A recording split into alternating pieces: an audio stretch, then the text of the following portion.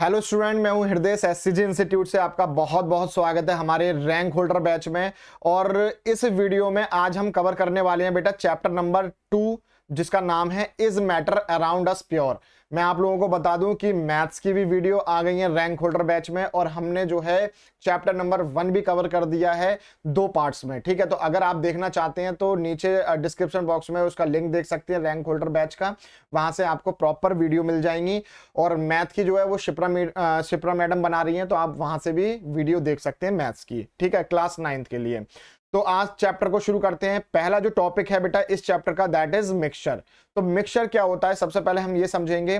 तो आपको अगर डेफिनेशन दिखाई दे रही होगी कि इफ टू और मोर सब्सटेंस, यदि हम दो या दो से ज्यादा अधिक सब्सटेंस को, अब देखो सब्सटेंस में बेटा क्या क्या चीजें आ रही हैं आपकी, कोई भी एलिमेंट हो सकता है और कोई भी कंपाउंड हो सकता है। ठीक है, तो एलिमेंट और कंपाउंड के बारे में बाद में डिस्कस करेंगे कि क्या कह रहे हैं हमसे कि जब दो या दो से अधिक जो सब्सटेंस होंगे वो मिक्स्ड करे जा रहे हैं आपस में इन एनी प्रोपोर्शन, कोई भी प्रोपोर्शन हो सकता है, and they do not undergo कोई भी केमिकल चेंज, और वो क्या है केमिकल चेंज में अंडरगो नहीं करेंगे बट रिटेन देयर प्रॉपर्टीज, लेकिन उनकी जो प्रॉपर्टीज हैं वो रिटेन हो सकती हैं।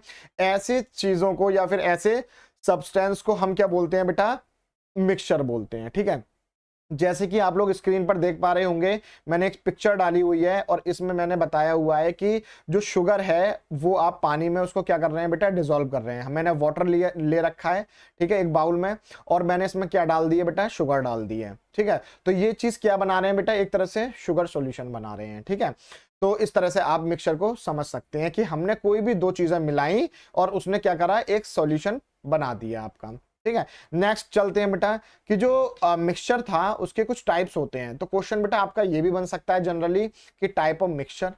ठीक है, या फिर आपका क्वेश्चन बन सकता है डायरेक्टली आपसे पूछ लिया जाएगा कि भाई मिक्सचर के दो पार्ट होते हैं, एक होता है हेट्रोजीनियस मिक्सचर और दूसरा होता है बेटा क्या, होमोजीनियस मिक्सचर। तो हेट्रोजीनियस मिक्सचर क्या होता है और होमोजीनियस क्या होता है, सबसे पहले मैं हिंदी में बता देता हूं कि जो हेट्रोजीनियस मिक्सचर होता है, इसको एक एग्जांपल से बहुत अच्छे से समझेंगे। देखो बेटा, मैं इस पर एक वो बना देता हूं, एक मैंने बाउल लिया, एक बीकर लिया, उसमें मैंने क्या बना दिया, ये पानी बना दिया। ठीक है, या कुछ भी ले सकते हो आप, और इसमें मैंने क्या डाल दी, मिट्टी डाल दी, है ना, सैंड डाल दी या रेत डाल दी, जो भी आप समझ पा रहे हो, है ना। तो ऐसे जो मिक्सचर बनेंगे वो क्या बनेंगे आपके बेटा, हेट्रोजीनियस मिक्सचर, जिनका कंपोजिशन जो होगा बेटा क्या होगा, नॉन यूनिफॉर्म होगा, वो क्या होंगे आपके, हेट्रोजीनियस होंगे। अब फॉर एग्जांपल अगर मैं होमोजीनियस की बात करूं, जैसे नींबू पानी है, नींबू पानी पीते हो, तो पानी में आपने क्या है, नींबू का रस डाल दिया या फिर शुगर डाल दी या फिर सॉल्ट डाल दिया। जब आप उनको घोलोगे, डिसॉल्व जब वो हो जाएगा, तो क्या होगा, क्या आप नींबू को अलग कर सकते हो, नींबू पानी को अलग कर सकते हो, या फिर शुगर को अलग कर सकते हो, या जो आपने सॉल्ट डाला है वो अलग कर सकते हो, नहीं कर सकते। तो ऐसे जो मिक्सचर बनेंगे दैट इज कॉल्ड होमोजीनियस। चलो इनकी एक बार डेफिनेशन भी पढ़ लेते हैं। हेट्रोजीनियस की बात कर रहे हैं हम लोग, a mixture of sand mix with salt. इन्होंने क्या किया बेटा, सॉल्ट के अंदर क्या डाल दिया है, सैंड डाल दिया है। ठीक है, और is a example of heterogeneous mixture. It possesses different properties and composition in the various part, that is properties are not uniform। आ गई वही वाली बात कि यहां पर जो प्रॉपर्टीज होंगी वो कैसी होंगी बेटा, नॉन यूनिफॉर्म होंगी। ठीक है, किनके केस में, हेट्रोजीनियस के केस में। लेकिन अगर हम होमोजीनियस की बात कर रहे हैं तो यहां पर जो प्रॉपर्टीज होंगी वो कैसी हो जाएंगी, यूनिफॉर्म हो जाएंगी। बहुत अच्छे से क्लियर हो गया। अब इन्होंने जो है बेटा होमोजीनियस को भी एक एग्जांपल से समझाया हुआ है। क्या कहा इन्होंने कि sugar mixed with water, sugar को किस में डाल दिया, वाटर में डाल दिया, is most common example of the homogeneous mixture. It can be defined as the mixture which possess the same properties and combination throughout their masses. यहां पर जो कंपोजिशन होगा, मतलब जो मिलावटपन होगा, वो क्या हो रहा होगा आपका, यूनिफॉर्म हो रहा होगा। ठीक है, फॉर एग्जाम्पल एलॉय। अब जैसे एलॉय की बात मैं करूं, जैसे स्टील होता है, स्टील आप लोगों ने सबने देखी होगी। तो स्टील में कुछ मेटल्स क्या हैं उसमें इन्वॉल्व होते हैं, मतलब इन्वॉल्व इन द सेंस कि मिक्स्ड होते हैं। ठीक है, तो क्या आपको आयरन दिखाई दे रहा है, क्या आपको निकल दिखाई दे रहा है, क्या आपको कॉपर दिखाई दे रहा है, तो उसमें दो या तीन मेटल्स होते हैं, वो आपको दिखाई देते हैं, नहीं देते हैं। तो ऐसे जो मिक्सचर बन के आए हैं वो क्या आए हैं बेटा, होमोजीनियस आए हैं, और इसका एग्जाम्पल क्या हो जाएगा, एलवाई हो जाएगा। ठीक है, या फिर पानी में आपने क्या डाल दिया मेरे प्यारे बच्चों, सॉल्ट डाल दिया। अब जब नमक डालोगे आप तो वो घुल जाएगा प्रॉपर तरीके से, यस और नो। अब जैसे कुछ लोग होते हैं, कुछ की आदत होती है बेटा नीट पीने की, है ना, तो अल्कोहल इन वाटर, तो आप जो दारू होती है अगर वो पानी में मिक्स करोगे तो वो क्या हो जाएगी, वो भी एक होमोजीनियस मिक्सचर का एग्जाम्पल हो जाएगा। अब कुछ लोगों की आदत हुई है बेटे नीट पीने की, तो कुछ नीट भी पी लेते हैं, तो वो कंसंट्रेटेड सोल्यूशन हो गया। उसकी बात हम बाद में करेंगे। चलिए बात करते हैं बेटा सोल्यूशन की। तो सोल्यूशन क्या होता है, यहां पर नया टॉपिक है और इस पर लगा लो बेटा क्या है, इंपॉर्टेंट। सॉल्यूशन आपका बहुत बार पूछा जाता है, तो क्या है कि solution is a homogeneous mixture. Homogeneous mixture हमें बहुत अच्छे से पता चल गया, जिसका कंपोजिशन यूनिफॉर्म होता है। तो जो सॉल्यूशन होता है मेरे प्यारे बच्चों, वो कैसा मिक्सचर होगा हमारा, होमोजीनियस मिक्सचर होगा। टू और मोर देन टू कंपोनेंट्स, उसमें दो या दो से ज्यादा चीजें मिल रही होंगी। जैसा फॉर एग्जांपल यहाँ पर ये पिंक जो बनाया हुआ है हमने, एक ये सॉल्यूट है। अब ये सॉल्यूट और सॉल्वेंट की बात मैं बाद में करूंगा, पहले आप समझो।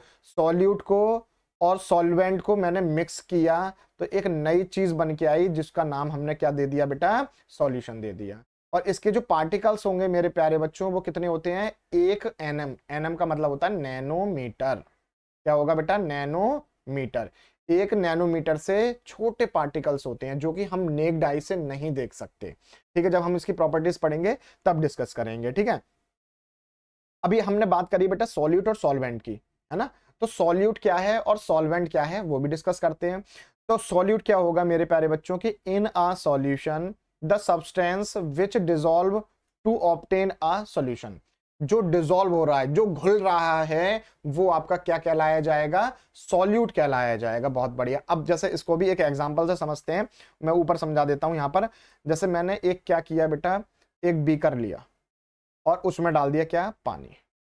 अब इसमें क्या है, पानी के साथ मैंने एक चम्मच ली और इस चम्मच में मैंने क्या है, शुगर ले ली। क्या ले ली बेटा, शुगर ले ली। और शुगर को मैं क्या है, इसमें क्या है, मिक्स करूंगा। तो ये जो कम अमाउंट है, कम अमाउंट वाली चीज क्या कहलाई जाएगी, आपकी सॉल्यूट कहलाई जाएगी। ठीक है, और जो पानी है, पानी आपका क्या कहलाया जाएगा बेटा, सॉल्वेंट कहलाया जाएगा। तो जो चीज डिसॉल्व हो रही है वो सॉल्यूट कहलाई जाएगी, और जिसमें सॉल्यूट डिसॉल्व होता है वो आपका सॉल्वेंट कहलाया जाता है। ठीक है, तो सॉल्वेंट की भी डेफिनेशन पढ़ते हैं कि in a solution the substance in which the solute is dissolve. जिसमें कि सॉल्यूट आपका डिसॉल्व हो रहा है वो आपका क्या कहलाया जाएगा मेरे प्यारे बच्चों, सॉल्वेंट कहलाया जाएगा। ये थोड़ी थिक हो रही है तो मैं इसको थोड़ा सा थिन कर लेता हूं।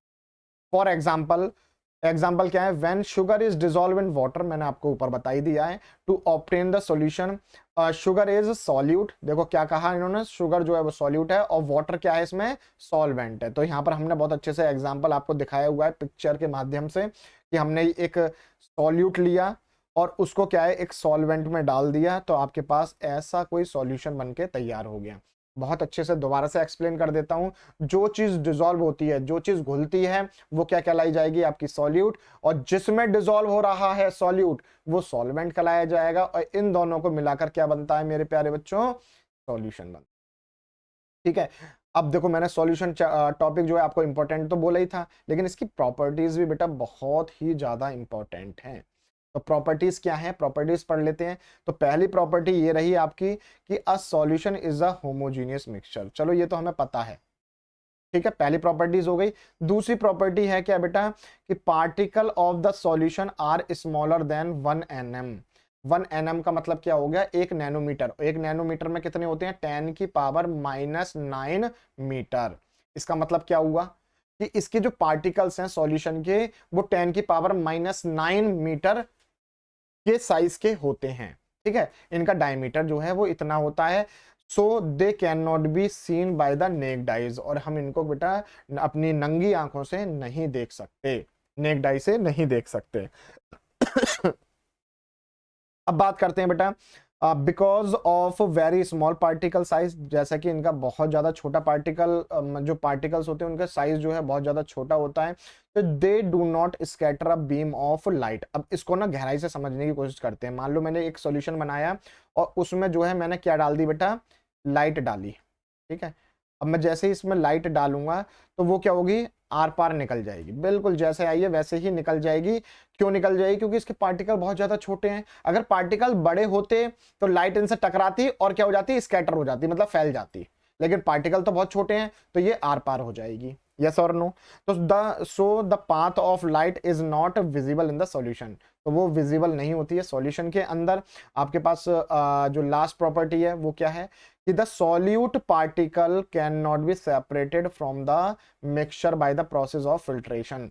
अगर आप इनको फिल्टर कर रहे हो, ठीक है, छलनी से आप इनको छान रहे हो, तो क्या होगा, आपने शुगर और पानी लिया, ठीक है, चीनी पानी लिया, और चीनी पानी को अगर छलनी से छानोगे तो ऐसा थोड़ी ना हो जाएगा, चीनी अलग हो जाएगी और पानी अलग हो जाएगा।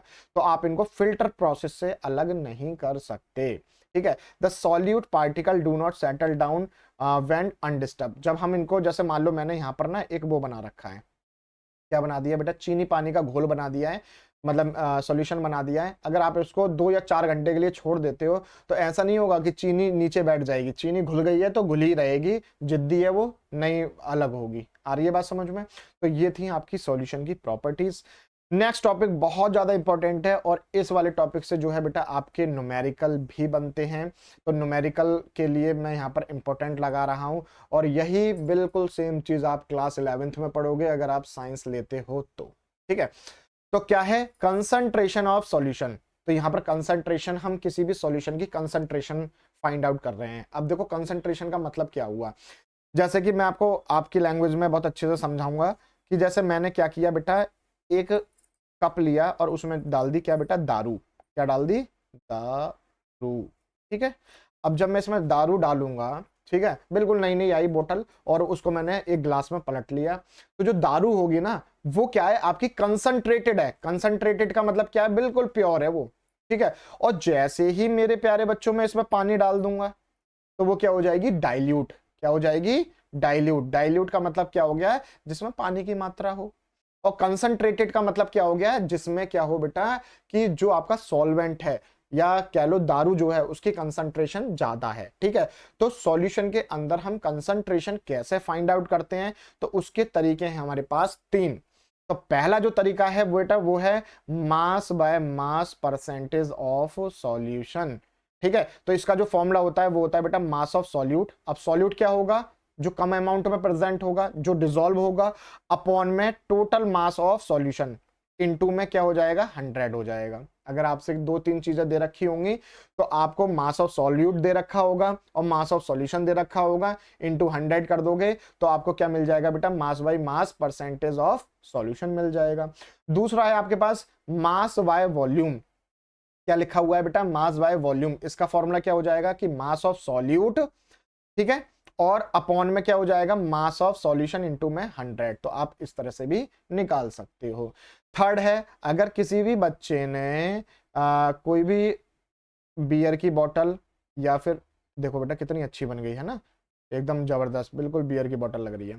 तो अगर किसी ने बियर की बोतल या दारू की बोतल देखी है तो आप देख सकते हो कि उस पर छोटा सा स्टिकर होता है जिसमें V बाय V लिखा हुआ होता है, और इसका मतलब क्या होता है, V बाय V का मतलब होता है बेटा वॉल्यूम बाय वॉल्यूम, ठीक है। तो ये भी हम समझेंगे अच्छे से जब पार्ट 2 में देखेंगे इस वीडियो को। तो इसका जो volume by volume of solution क्या होता है, आपका वॉल्यूम ऑफ सॉल्यूट, जो भी सॉल्यूट के पार्टिकल होंगे उसका वॉल्यूम, अपॉन में क्या हो जाएगा, वॉल्यूम ऑफ सॉल्यूशन। पूरा सॉल्यूशन का वॉल्यूम इनटू में 100 कर दोगे तो क्या निकल के आ जाएगा मेरे प्यारे बच्चों, volume by volume of solution, ठीक है। तो ये 3 जो हमने फॉर्मूले पढ़े हैं, तो इनको एक एग्जांपल के माध्यम से समझते हैं, फिर घर घर खेलेंगे, मतलब कि वीडियो बंद कर देंगे। तो पहला एग्जांपल है आपकी एनसीईआरटी का ही है, बहुत ध्यान से देखना बेटा। एनसीईआरटी का आपका एग्जांपल है कि a solution contain 40 gram of common salt. क्या कह रहा है कि हमारे पास कोई कॉमन सॉल्ट है जो कि 320 ग्राम ऑफ पानी में क्या है, डिसॉल्व किया गया, ठीक है। तो हमें कंसंट्रेशन फाइंड आउट करनी है in term of mass by mass percentage. तो मास बाय मास परसेंटेज का पहले तो फॉर्मूला लिख लोगे, और गिवन क्या क्या दे रखा है आपको, मास ऑफ सॉल्यूट दे रखा है कितना, 40 ग्राम, और मास ऑफ सॉल्वेंट जो कि पानी हो गया वो कितना हो गया, 320 ग्राम। बहुत ध्यान से देखना। उन्होंने ये कहा कि भाई आपके पास एक सॉल्यूशन है, उस सॉल्यूशन में जो पानी की मात्रा है वो तो 320 ग्राम है, साइड में बना दिए मैंने, और इसमें हमने कॉमन सॉल्ट डाल दिया जिसकी मात्रा कितनी है मेरे प्यारे बच्चों, 40 ग्राम है। ठीक है, अब देखो कैसे निकाल सकते हैं मास ऑफ सॉल्यूशन, कैसे निकाल सकते हैं। देखो पहली बात तो ये समझो कि मास ऑफ सॉल्यूशन निकालने के लिए भाई सॉल्यूट और सॉल्वेंट दोनों को तो ऐड करना पड़ेगा, तो कर दो ना।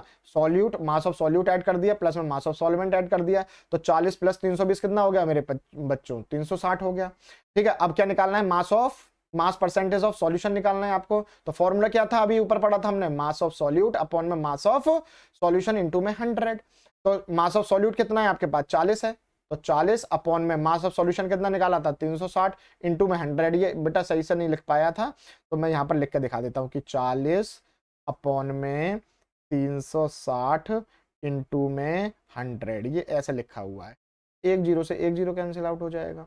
ठीक है, ऊपर कितना हो गया 400, तो 400 अपॉन में कितना हो गया 36। जब आप डिवाइड करोगे तो 11.11% के आसपास आपका क्या आ जाएगा, मास परसेंटेज ऑफ सॉल्यूशन। तो इस वीडियो को हम लोग बेटा यहीं खत्म कर रहे हैं। ठीक है, और अगर यहां तक आपको वीडियो अच्छी लगी हो, ठीक है, तो लाइक करें, कमेंट करें चैनल पर, और चैनल को हमारे सब्सक्राइब कर लें। मिलते हैं नेक्स्ट वीडियो में, जब तक के लिए राधे राधे।